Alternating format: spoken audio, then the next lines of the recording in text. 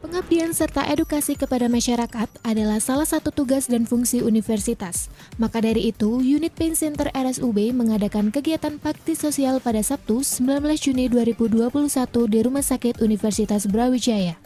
Tim ahli Pain Center RSUB Dr. Ristiawan Mujilaksono, SPANKM NFIPP, menceritakan aspek pendidikan, pengabdian, serta riset dalam hadirnya Pain Center ini.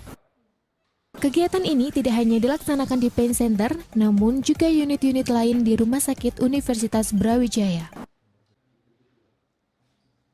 Pain Center ini atau pusat layanan nyeri, ya, ini kita mulai tahun 2020. Jadi awal tahun 2020 kita mulai. Harapannya Pain Center ini bisa melayani 3 aspek, ya, pendidikan. Artinya kita melakukan edukasi buat perawat, buat tenaga kesehatan, buat masyarakat, dan buat mahasiswa-mahasiswa kesehatan. Baik itu tenaga dokter maupun para calon dokter. Yang kedua adalah pengabdian masyarakat. Pada masyarakat kita lakukan edukasi sekaligus pelayanan. Seperti hari ini kita melakukan pelayanan buat pasien secara gratis dan pasien tidak ditarik biaya. Itu kita ambilkan dari dana CSR, sehingga pasien nanti akan merasakan juga manfaatnya dari pasien-pasien yang mungkin tidak mampu atau kemudian memang membutuhkan pelayanan segera.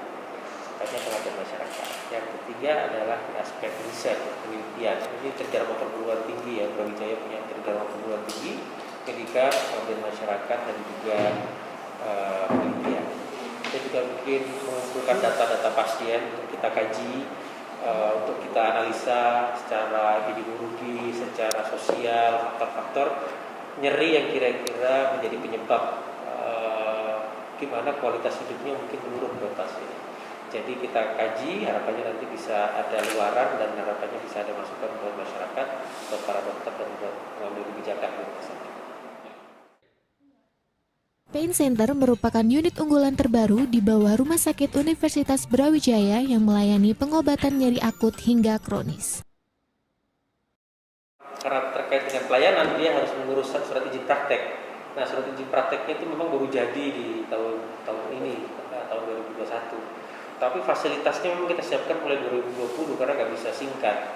Bangunan, fasilitas alat, dan fasilitas-fasilitas yang lain. Setelah semua siap, baru pengurusan surat-surat izin praktek, baru jadi dan kita lakukan opening. Rencananya kita bulan depan kita akan merencanakan grand launching, ya, memberikan penjelasan kepada semua provider bahwa kita sudah buka layanan setiap Selasa dan Rabu sementara ini, yang jadwal reguler prakteknya selain pengabdian masyarakat yang setiap bulan saat ini. Bakti sosial ini atau bahasa kita mungkin ini, ya, edukasi dan services. Karena bukan murni bakti sosial ini, ada edukasinya karena melibatkan peserta didik, ya, melibatkan para calon dokter, calon spesialis, dan para praktisi juga yang sedang belajar nyeri. Begitu kita datangkan ke sini, melihat langsung pasien-pasien nyeri, itu juga melihat langsung tindakan-tindakan yang diberikan.